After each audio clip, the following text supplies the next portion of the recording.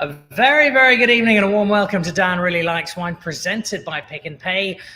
And presented by Pick n Pay is a live show for the very last time. I did say on Monday that we'd have an announcement of sorts to make, and the announcement is that after, it's been about 4 years or so now, Dan Really Likes Wine and Pick n Pay will be giving each other a big firm hug, and with a single tear running down the cheeks, moving off into separate horizons. It's been a wonderful partnership with an incredible team at Pick n Pay Liquor, headed up by the co-head of liquor and yoga at Pick n Pay, Gavin Ivers, as well as Katie Bailie, and just a wonderful team who've really believed in what we're doing and have done a great job in taking wine to a larger, wider, broader market, and told some great stories along the way, which I hope we've had a hand in helping out with now and again. It's been a terrific journey. There's much excitement for Pick n Pay in the wine space still to come, but there's also plenty of excitement for Dan Really Likes Wine, and we've got some really cool stuff lined up for 2023, all of which you will have to wait for next year to find out about. But as we do say goodbye today, and sadly not with Katie Bailie, she was going to join us, but unfortunately picked up a minor breakdancing injury over the weekend, and so won't be with us in studio. But I do have a couple of special guests here, and we will be heading over to London, where in his fourth free lunch of the day, the great Greg Sherwood will be talking us through some of his favorite wines of 2022, because that is this evening's show. A look back at what has been another terrific year for wine in so many different ways, from the grandeur of Cape wine and the celebration of all that is good about South African wine, through to the emergence of new labels, new winemakers, new brands, and just how much impact they have had, to just a real sense that after the difficulties of COVID, the South African wine industry is not just back on its feet, but is dancing, and is dancing right around the world. And I suspect that that is a philosophy that will be shared by Mr. Sherwood when we head over to the pub that he finds himself ensconced in -3 degrees in London, and get some thoughts from one of South Africa's great wine ambassadors. We also have a master of the making of bubbles and one of South Africa's finest chefs to join us as the show unfolds. Before we get to all of them, though, let's have a quick look at some of the latest wine news.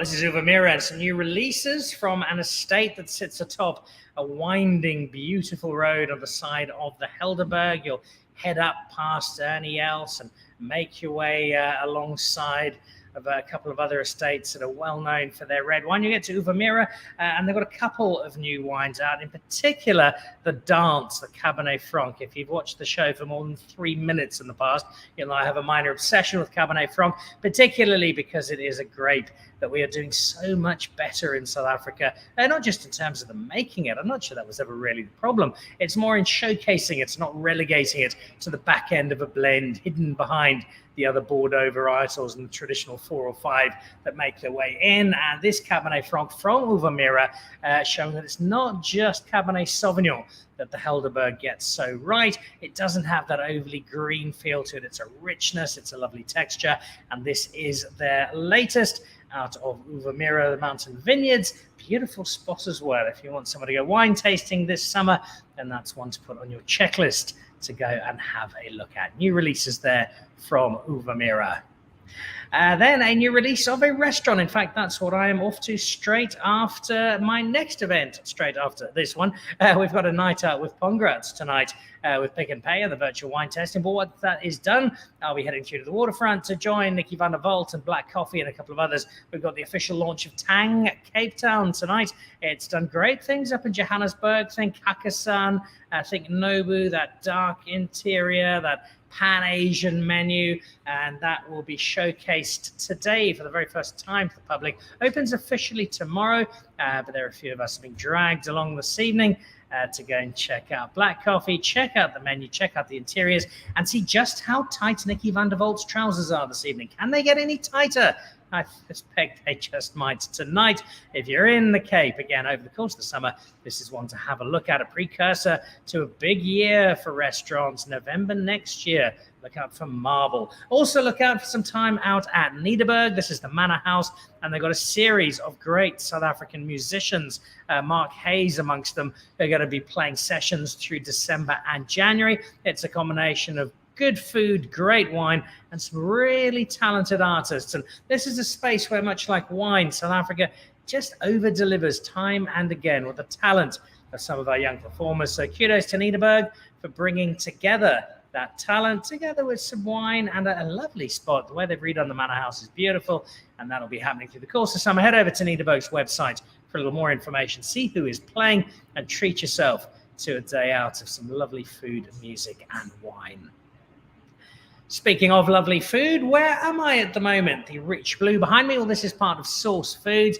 If you've done any events with Pick n Pay, if you've been to one of their wine festivals, if you've been to one of Raymond Ackerman's pool parties, if you've been to anything that Pick n Pay have done, then Jonathan and the Source Food team are the magicians responsible for the food. In fact, Jonathan's going to be joining me on the show just a little later. We're warming up for a night with Pongrat and discovering, as we've done with one or two bubbly brands this year with Pick n Pay, but are very happy to re-emphasize this evening that bubbles are not just to be drunk in celebration or to raise a toast or before dinner or to try and get through your kids opening their stockings at 6 in the morning.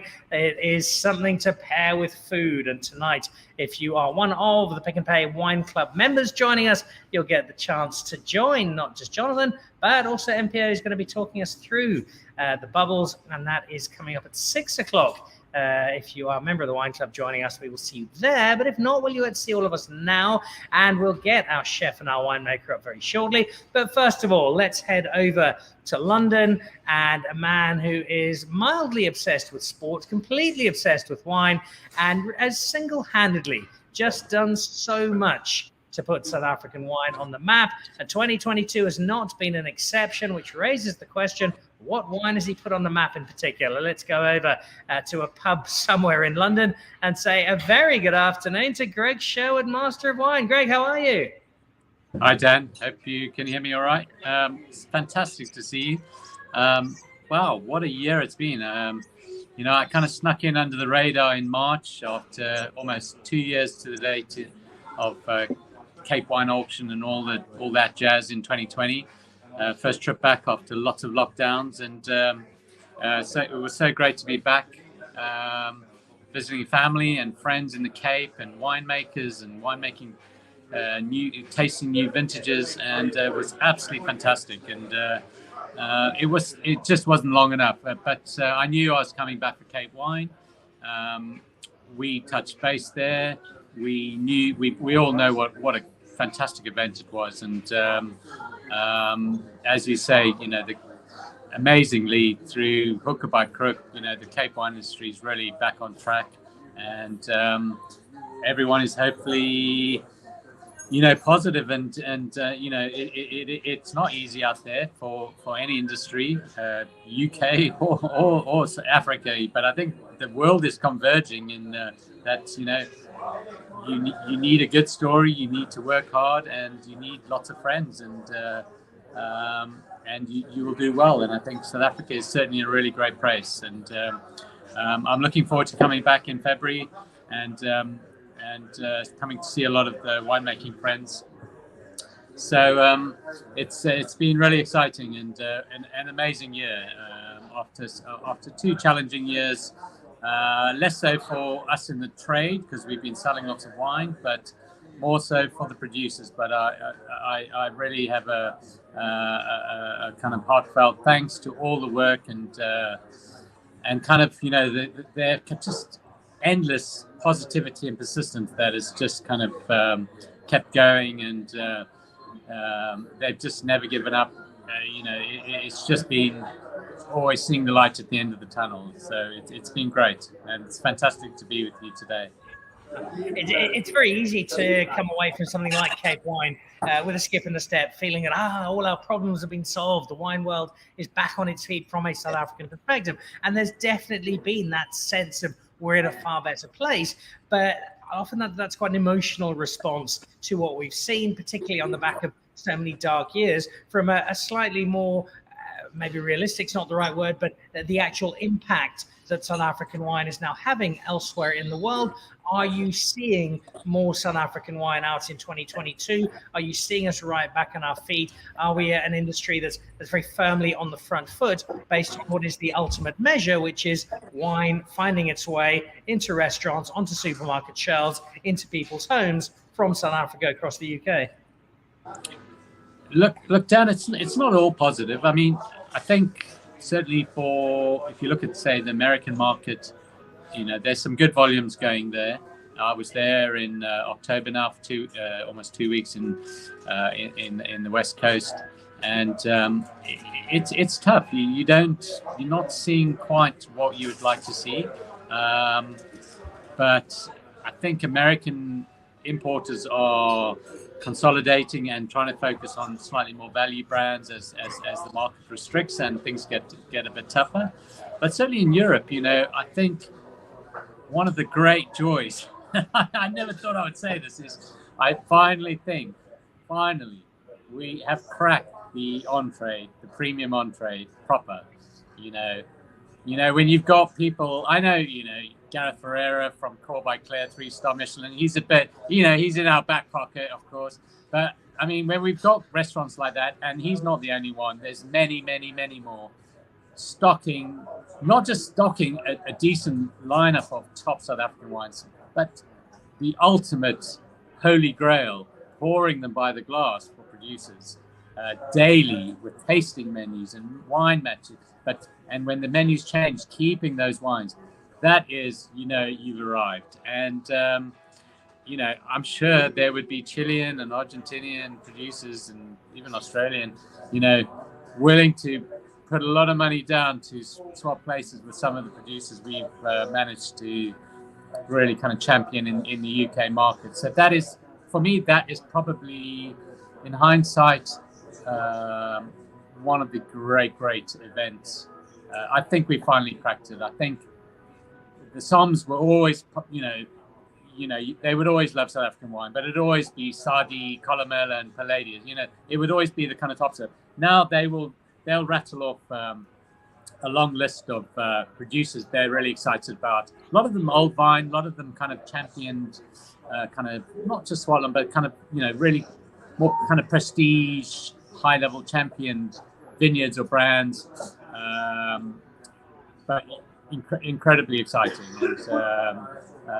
and on the back of that, I think secondary, Stellenbosch has reasserted itself finally. Cabernet and Syrah, even Chenin and things like that.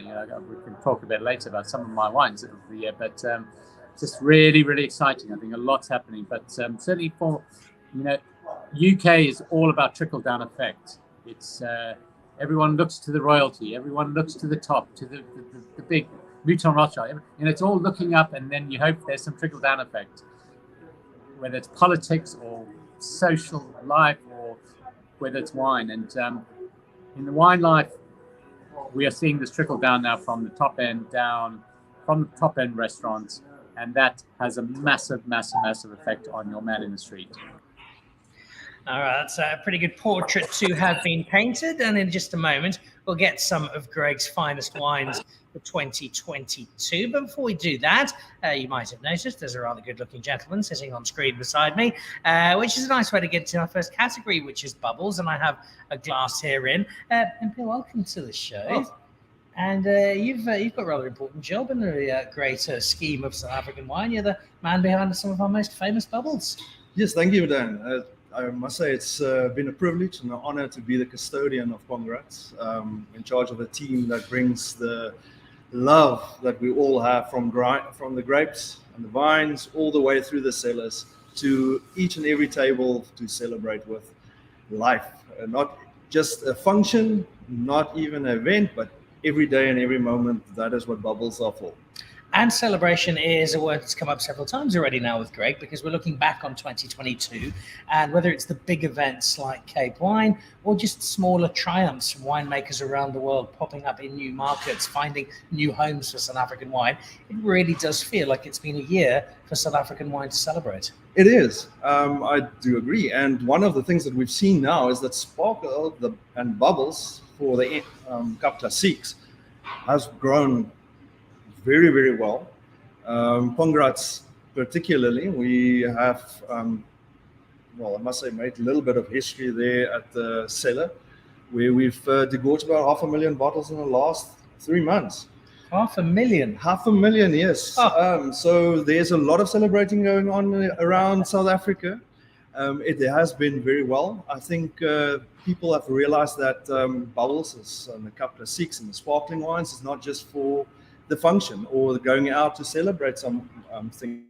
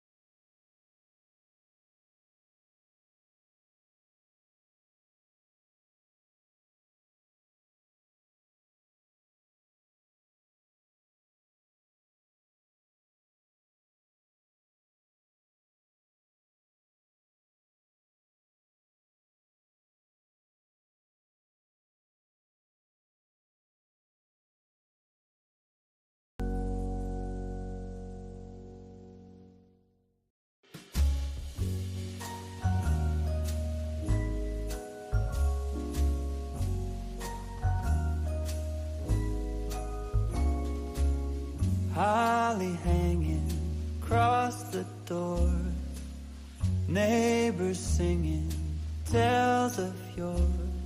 It's so close, hardly can wait.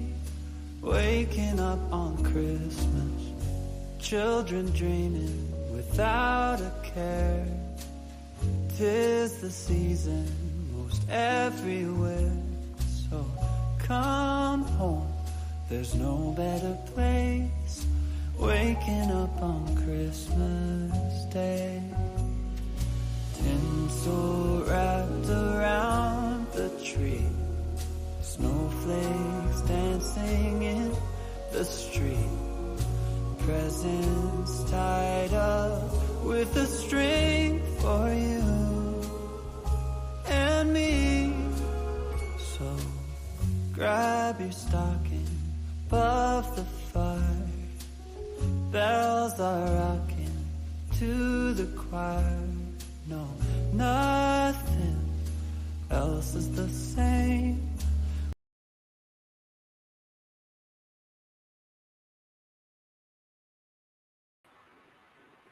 There we go. Apologies. We had a minor issue there with the connection, but if you missed the end of that, it was just a celebration of the great work that has been done with Bubbles.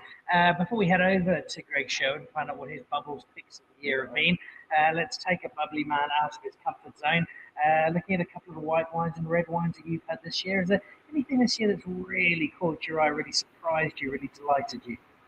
I must say, if I can look over to some of my colleagues at Niederberg, there's been the Double Barrel Reserve. I found that lovely wine, at a good price as well.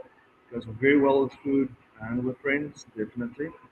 I would say we also have had a very beautiful Blanc de Blanc, congrats.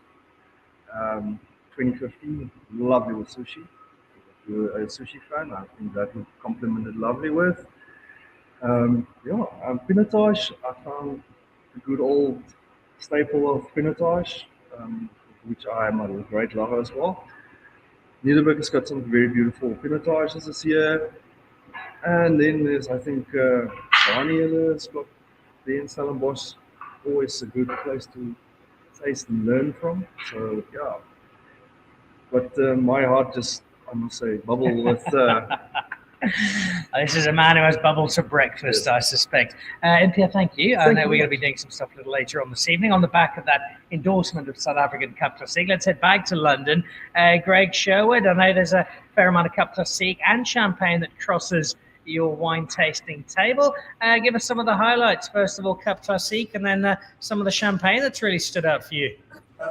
Look, Dan, I don't want to sound like that second-hand actor or actress that did one season of Netflix, then that was dropped. But I have to say, I did my dissertation for my Master of Wine on Method Cup Classique, and I was pleased to say I did include the Pongrats in a couple of the tastings, and it was a wine that was actually really enjoyed. So fantastic, well done on that, and a wine that's all its credit is due.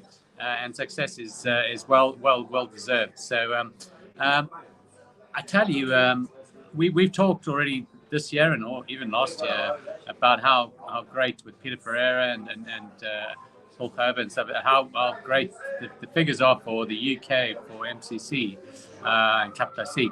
I would say, to cut to the chase, I'd say, there's a couple of very honourable mentions. I'm gonna go with. I've done Cuvée Clive as my top pick for previous years, but that's obviously quite a premium release. I think this year, I think it's got to be the Absolute from Colmont, Paul Gerber, who crossed the dark line from into Franschhoek and joined the Star Alliance at Colmont, and is doing absolutely great things there. Other than Peter Ferreira, I don't know anyone more obsessed about putting bubbles into wine than those two chaps. So fantastic.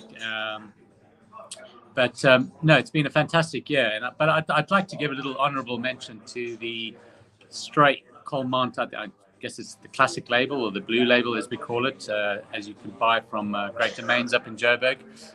Incredible wine, incredible value, incredible. Just, sometimes producers put so much extra effort into their kind of starship brand, their kind of estate brand, because that's the bread and butter. So if you haven't tried it, geez, guys, go out and buy it. It knocks champagne for, these branded champagnes for six. So very exciting year. I had another one, but I've it slipped my mind now. But if it comes to me, I'll let you know. If I can jump in there, I actually had some of that Colmant over dinner at Marble last night. David Higgs sends his regards, and it really is an exceptional product, and one you can happily give people who are looking for a bottle of champagne and give them something that's more than going to match up the quality. One of the other things I've got, if I look at my favourites for the Cup Classique range for this year, there were two in particular. There was a 2012 Philip Jonker, and then all the way back in 1994, Graham Beck, you mentioned Peter Ferreira. This was the one that he did for Nelson Mandela for the inauguration banquet. We drank it at the Table Bay 25th birthday anniversary earlier on this year. And here was a wine that was almost 30 years old, and it tasted like it was the current vintage. I think the Blanc de Blanc 1994, if I'm not mistaken, people might correct us in the notes. The Blanc de Blanc was one of the great Graham Beck wines. I think it was on the Nederburg auction and many other things. It was quite a famous wine. But I've remembered my other two. I'd really like to give a really high notable mention. One is Laborie Blanc de Blanc, which won massive awards at the Wine Merchant magazine in the UK, which I tasted at the London Wine Trade Fair, and swiftly bought a nice chunk of it. An incredible wine at an incredible price. I mean, it's mind-boggling, and just absolutely superb. So, and then lastly is, not so available, but it was John Lopes's MCC, which he had on the Cape Winemakers Guild auction. which I scored very highly, and it scored very highly from all the other critics as well, and sold very, very well. So, just what a category. I mean, I could see this when I did this digging and delving way back in 06, 05, 06, 07, when I was doing my dissertation, and I could see it was just a really, really special category. So I'd say to everyone who's doing it, I know it's very expensive, it's very cash intensive, it's very stock intensive, but stick at it, guys. It's incredible category.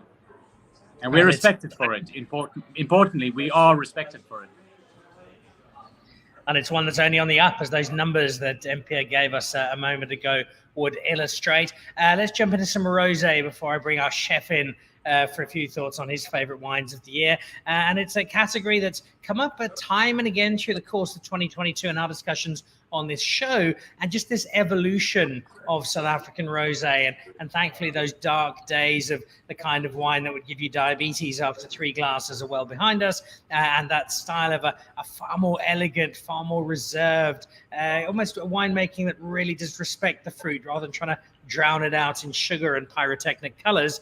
And increasingly over the course of this year, I've seen not only that Provençal style, for want of a better term, but also quite a lot of experimentation as our winemakers have gone, right, we're not just going to go with Mourvèdre and Syrah and Grenache, we're going to try Pinotage, we're going to try Cabernet Sauvignon, we're going to try something different, embrace a different grape, and as a result, just broaden this this platform of rosé that we're able to give to our wine fans. Look, I mean, with when you kind of competing against the greats, which is obviously Provence, we've got to give absolute chapeau to the Ruperts and their Jean Leroy. Incredible wine, incredible representation of a Provençal style premium rosé. I mean, just incredible. But they have been pretenders to the throne. Like the Cape Coral. I mean, I know we're saying, can we look beyond the classics varieties? But I have to say, I have kind of, and the producers watching will know, and they'll be like kind of grimacing, saying, yes, he's right. That I've asked these guys can we do a little prestige super cuvee of one barrel of, or one amphora of a super cuvee of rosé, and we'll sell it for 30, 40 pounds a bottle. And they've all been very keen, but they've all been very hesitant because they think, well, it's a bit kind of down market, isn't it? And then I explained to them that Domaine Romani-Conti make a rosé that is unobtainable because they only give it to their closest friends and family and a few workers. And if you ever caught selling it, you're fired instantly. So it's an incredible category. But I am heartened because I go back to South Africa, regularly, and when I see those shelves which used to have 10, they now have 80, 20, 30, 50, 60, 80 rosé. There's a whole shelf as big as, and more so than even in Sauvignon or Chardonnay. So it's incredible. Don't expect it to be a category that's going to shrink. Don't expect it to be a category that's going to go away. It is something that's going to get more nuanced, more intricate. You may even get some bloggers and websites just focusing on rosé and just championing. So I can see this happening. It's an incredible category. I love the rosados. I love the pale water-like ones too. I love everything in between. There's a moment for them all, and if they're well made, I'll drink it. All right. You mentioned that Jean Roy had some of that up at Leopard Creek earlier on the week. Adam Mason with his new project, Plaisible, talking about the rosé he's been making of late, which all fits into this conversation that's had one real theme this evening, Chef Jonathan, and that is what incredible wine we've been getting out of 2022. You are slightly annoying to watch in the kitchen because you whip this stuff up in no time at all, and it seems to take no effort. And you love doing it when it's in the company of food. How excited have you been as a chef for the wine that you've discovered this year? No, absolutely. And very interesting that you were just talking about rosé. And often, when you are talking about food and different wines, it generally is reds and whites. And now with these rosés that are really coming to the forefront, for me, that is really, really exciting. I've absolutely fallen in love with a rosé called Liebland, which is one of my favorites. And from a food perspective, it works incredibly well. Obviously, heading into the hot summer months of summer at the moment, there's just so many opportunities to really pair those incredible rosés with some really nice summer, light, invigorating food. Of course, that's just one area of wine, which makes, I think, your job as a chef both really exciting, but also a little challenging at times, because there is so much wine to choose from, and just the styles and the interpretations are getting broader by the day. Absolutely, and I think that is really what is fun about what we do. And I've been lucky enough to be hosting the Pick and Pay Winemakers table for the last 2 years. And really interestingly enough, just meeting a lot of the winemakers, getting exposed to a whole new different ranges of wines, a lot of the stuff which I didn't know. And part of that is obviously my team come up with some incredible dishes that we pair with these wines. And that process has not only been fun, but it's also been really educating as well for myself as a chef. It really is a kind of a non-stop education when you are talking about food and wine. There are just endless possibilities. And really what's the nice thing about the Pick and Pay Wine Club as well is they just open up that avenue to just try out new wines. And it really is just kind of getting the wines out there for people to try and experiment. And because there are so many, there really aren't any rules about wine and food pairing. So it is about going to try it out. And as I said, Pick and Pay have done an amazing job of that. We're coming up to a season where most people overindulge with great enthusiasm and do so in a couple of traditional spaces. Certainly the Nickel household, it is turkey and it is a big gammon. And those speak for me to a white wine that's got a bit of depth and texture and a bit of excitement to it, and then a red wine that's not going to weigh you down over lunch at Christmas. Absolutely. Something that's got a lightness of touch. Yes. In those categories. Any particular wines that this year you've discovered? Look, I mean, I think that you're kind of nailing it down to one specific winery that pops to mind, and that must be Paul Kluwer. I mean, you're looking at the Paul Kluwer Pinot Noir, which is amazingly light, really kind of, it's complex, but it also is light. It's not going to weigh you down over a big Christmas lunch. And then when we're also talking about something with a little bit more texture, I think also the Paul Kluwer Chardonnay is incredible as well. One of my favorite regions and valleys is the Elgin Valley. And obviously Paul Kluwer being one of that, really enjoy that. And then also if you go slightly further up and you've got Iona as well, also a fantastic Pinot Noir, which will work really nicely there. And then, a little bit further down, maybe Oak Valley as well. Also got a great Beneath the Clouds, I think it's called, Chardonnay, really fantastic. So I think that all those three would work particularly well with a good turkey and gammon, and then certainly with some nice roast potatoes as well. Before we let you go, because you're getting ready to feed everybody on the Pick and Pay virtual winemakers table, which starts shortly, a final tip from you as a chef. This can be a terrifying time of year for people who suddenly realize that in 24 hours, I've got 16 family members I don't particularly like coming around for Christmas lunch. I've got to sort them out. What's your key to nailing that big festive celebration, for getting it just right and not having heart failure in the process? So it's pretty simple. Hey, I think that a lot of what is done is all preparation. But if you don't have time for preparation, there are some incredible retailers out there like Pick and Pay who've done an amazing Christmas range with a lot of pre-cooked things, which actually people will be really impressed with. Some amazing pre-cooked gammons and roasts, things that you can literally pop into the oven right at the last minute and don't stress yourself out. That is the last thing you want to be doing on a Christmas day. And of course, the only thing to do then is to make sure you hide all the packaging, so everybody thinks you've made it yourself from scratch. It works very well in my house. I think it also works in the Sherwood household. So let's get back to Greg in London, where we've talked about some rosé, we've talked about some bubbles. A conversation there on white, and talking about the kind of white wine that we're seeing so much more of out of South Africa at the moment, Greg, where there's a lot of experimentation with bringing white wines together. The Chenin Lead blend is, I think, still the hallmark, but there are so many others bringing in Rosans and Marsans and Viogniers and crafting wine that's got so much character. And I get the sense is finding favor more and more in an international market, helped, of course, by people like yourself. So it's interesting, Dan. We've been chatting for years about how the South African fine wine white category has managed to challenge categories like Burgundy, California, kind of really make an impact and kind of really get a following. And how have we done? We've done that, obviously primarily through Chenin, a little bit through some premium Chardonnays, but it's still a work in progress. But what 2022 has kind of brought to the table and who knows what 23 is going to bring, is this field blend category of just a kind of real melange of, can we call it a terroir blend? I mean, it's not really, when you've got 5, 6, 8, 10 varieties of white blend, planted in a vineyard, you're picking them all at the same time.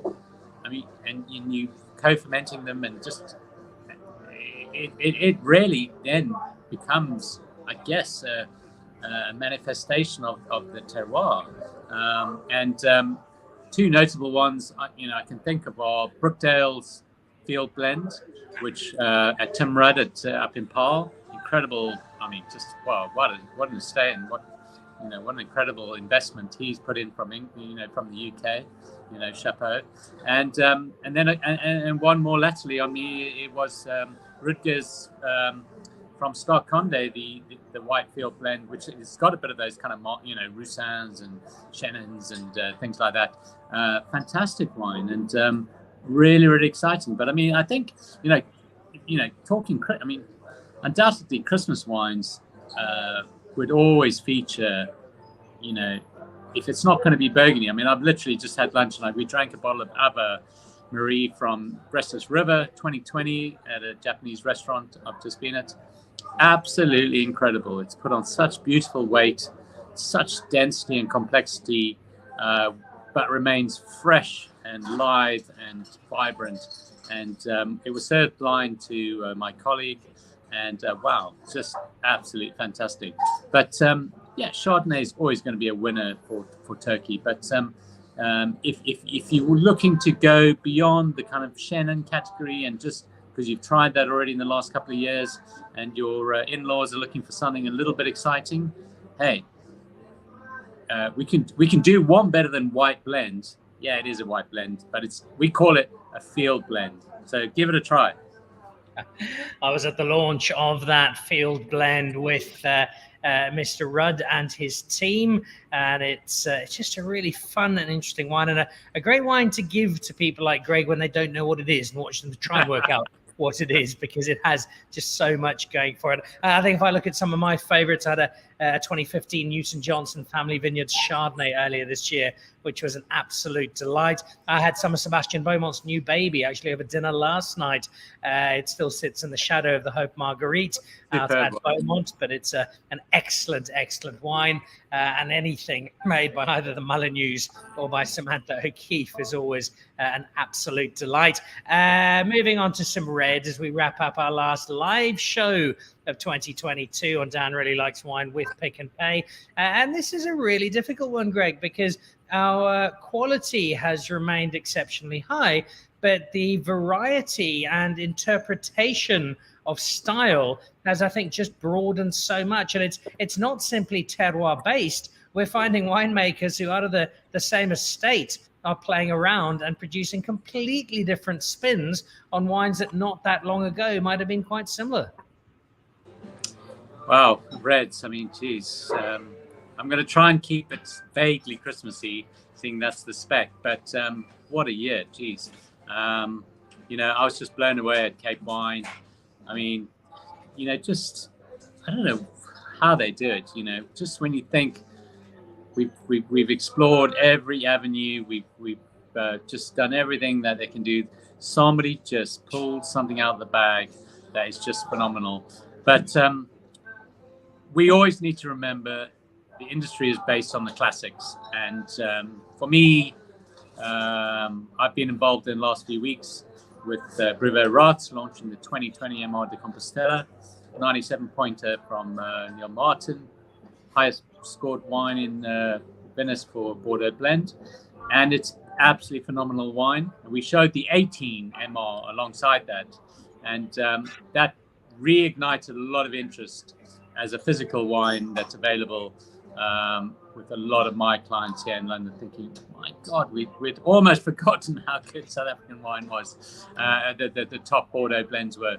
But, let's be honest, Christmas might be about old Bordeaux or something, mellow, but, we're always going to be looking to slip in those Pinot Noirs and maybe the odd Pinotage. So I'm looking to do a little article for Wine Magazine next week, my final piece of the year, on how we kind of approach the Pinot Noir, Pinotage conundrum. But I've tried a few interesting wines. I had the Spion Cup Pinot Noir from 2017 the other day in an Alsace kind of German flute, which was absolutely phenomenal. I couldn't believe it was a 17. I had to even check the vintage. I had to email the estate and said, I can't believe it's so fresh and so juicy. Is this really 17? Or am I got the wrong vintage? And what an amazing wine. So look out for the Spion Cup. I was very, very fortunate enough to do a 06 to 19 Black Label Canon Crop Pinotage tasting. If you have any in your cellar, certainly from anything from 06 maiden to certainly up to 12, 13, 14, hey, pull them out, serve them this Christmas with the turkey, treat they're not cheap wines, but they are absolutely fabulous. And you will not regret it. So, and then, there's lots of Pinot Noirs coming on board, lots of Pinotages, elegant styles. So it's such a dynamic category. So I'm going to try and dissect the interplay and the battle between Pinotage and Pinot Noir for what you should be serving with your turkey. So you watch the space, Dan. I don't know what you're going to go for, but maybe I might influence you. I'll make sure I read that column before I go shopping. For me, red has been a real year of vintage and some proper indulgence. I do have to mention some non-South African wine briefly. The dinner we had with Roland Peents earlier this year, which featured everything from a 59 Haut-Brion to Lafitte from 82 and a Latour and a lot of those great Bordeauxs that are so difficult to beat. But I also had some wine from really, really older South African vintages, going back to the 60s and 70s this year. And one in particular that still actually went and bought a couple of cases of it. I was able to get hold of them. And that was a 1994 Chateau Libertas. And everybody I gave it to thought, A, it's amazing, and B, it's about 5 or 6 years old. And for me, that was a lovely affirmation of our ability to make wine that beats preconceptions and delivers beautifully. And then also a lot of Cinsault this year. It's not a news story. We've had it over the last 2 years, but I found a lot of people, I've got the sense, Greg, of fine-tuned that Cinsault, both on its own and bringing it into that old school Cabernet Sauvignon blend and delivering just another layer of this great South African wine offering.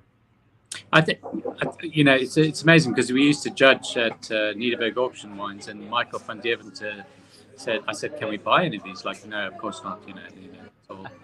It's all Vinatec stuff, but he said actually there is a general offering of the 1994 Libertas, and I actually bought a few cases, as did a bunch of people. What an incredible wine! A couple of things I'd like to say. I've loved Ian Nordier's Opa Willem, which he launched in 18, got 5 stars, 19 got 5 stars.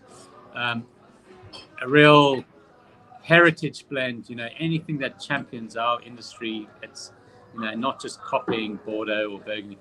That's a real, nobody else does that. Cinsault Cabernet blend.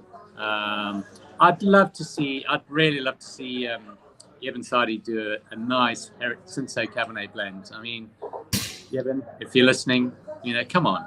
I know he's has done or will do or is going to or might do a Pinotage, but because I know he's got a real passion for the kind of old styles. But I think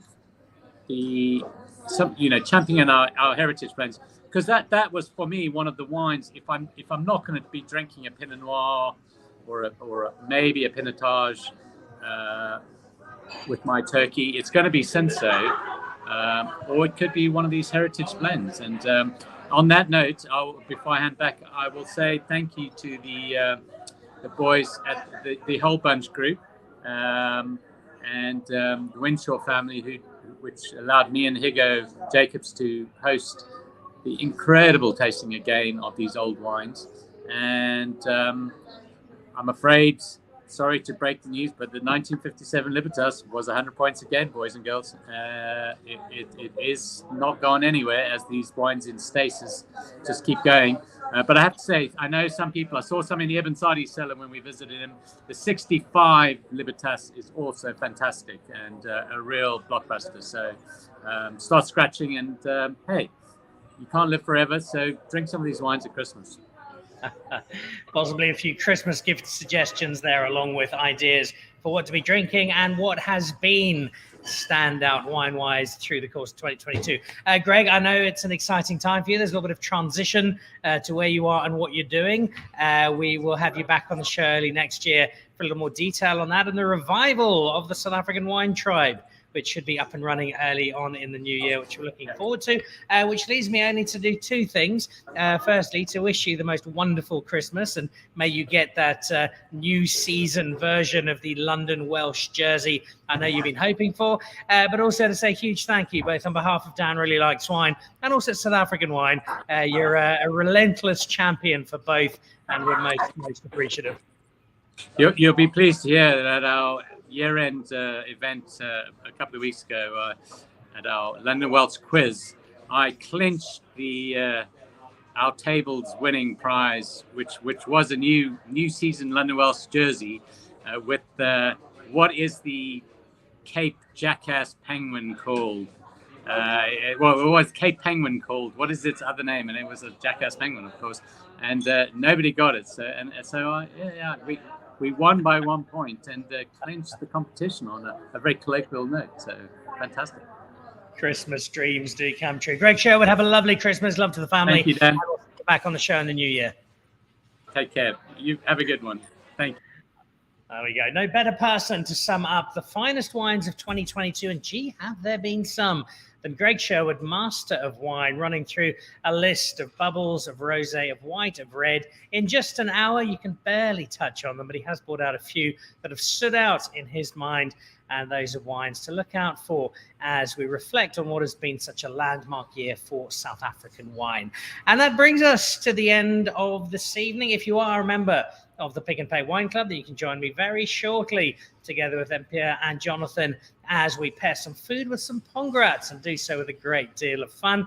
But if not, this is our final live show of the year and our final live show with Pick and Pay. And so we say a very big thank you to Gavin Ivers and the team at Pick and Pay, Katie, Ricardo, Lauren. Thank you for all of your tremendous support over the years. And I know there are lots of exciting horizons ahead of both of us. Enjoy the rest of your evening. If you're not joining us with the Wine Club shortly, then have a great festive season. There are still some magazine shows till the end of the year, including a Christmas special coming up with Chef Ransley Peterson's Christmas Guide to Food and Wine, and Vickers, the sommelier of the year, human, giving us some thoughts on what wine to be ordering as we get ready to see out 2022.